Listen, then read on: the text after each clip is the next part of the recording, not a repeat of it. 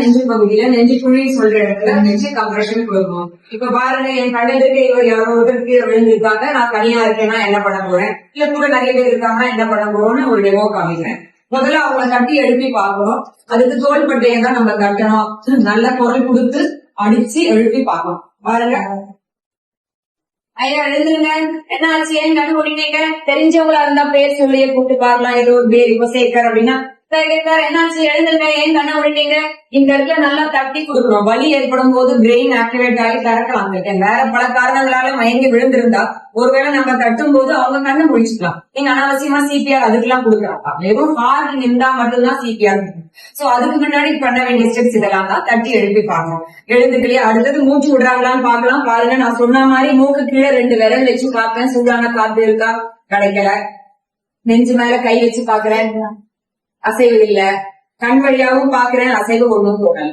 இப்போ நாடி துடிப்பு இருக்கான்னு பாக்குறதுக்கு 2 விரல் கொண்டு எந்த பக்கம் இருக்கீங்களோ அதே பக்கம் கழுத்து சைட்ல வச்சு பாருங்க. 2 விரல் அழுத்தி பாருங்க, நாடி துடிப்பு கிடைக்கல. ஓகே, இப்ப நான் என்ன பண்ணணும்னா, தனியா இருந்தேன்னா உங்ககிட்ட எல்லாருக்கிட்டையும் இப்பெல்லாம் மொபைல் இருக்கு, உடனடியே போன் பண்ணலாம். பக்கத்துல யாருக்கிட்ட ஹெல்ப் கேட்கறதுக்கு, ஹாஸ்பிட்டல்ல இருந்து ஆம்புலன்ஸ் வர வைக்கிறதுக்கு. இல்ல வேற யாராவது இருந்தாங்கன்னா ஸ்பெசிபிக்கா உங்ககிட்ட சொல்லுங்க, அம்மா கொஞ்சம் நீங்க போன் பண்ணுங்க ஹாஸ்பிட்டலுக்கு, பக்கத்து வீட்டுல யாருக்கிட்டையாவது சொல்லி ஹாஸ்பிட்டல்ல இருந்து ஆம்புலன்ஸ் வர வைக்கிறதுக்கு ஏற்பாடு பண்ணுங்க. அந்த ஸ்டெப் ரொம்ப முக்கியம். ஹாஸ்பிட்டல்ல இருந்து யாராவது வரதுக்கு நீங்க ஏற்பாடு பண்ணாம மறந்துட்டு நீங்களே பண்ணிட்டு இருந்தா அடுத்த ஸ்டெப் நீங்க பண்ண முடியாம சம்டைம்ஸ் உங்களுக்கு இது பண்ணியும் அவங்களை காப்பாற்ற முடியாம போயிடும். சோ அதை ஞாபகம் வச்சுக்கோங்க, ஹாஸ்பிட்டலுக்கு போன் பண்ணணும். அடுத்தது என்ன பண்ண போறோம்னா, பேஷண்ட் இப்படி விழுந்திருக்காங்க, அதாவது மயங்கி இருக்கவங்க இப்படி விழுந்திருக்காங்கன்னா சைட்ல வந்துருங்க. அவங்க மேலேயே போய் விழுந்துடாதீங்க. இப்படி படுத்திருக்காங்கன்னா அவங்க கீழே பக்கத்துல வந்துடணும்.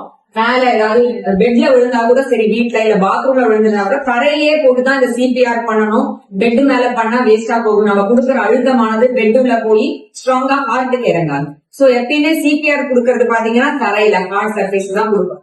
பாருங்க, அது கொடுக்கறதுக்கு முன்னாடி அவர் முகவாட்டை கொஞ்சம் மேல் நோக்கி வச்சுக்கோங்க.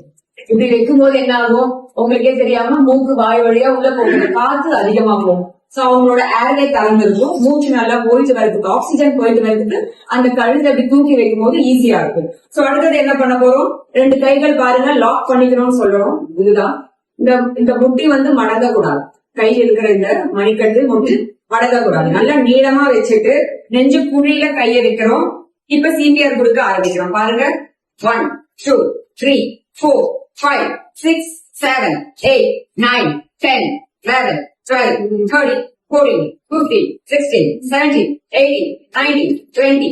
இது மாதிரி தொடர்ச்சியா அழுத்தம் நெஞ்சு பகுதியில கொடுத்துட்டே இருந்தா நம்ம கொடுக்குற அழுத்தமானது உள்ள 2 to 3 சென்டிமீட்டர் வரைக்கும் இறங்கும்.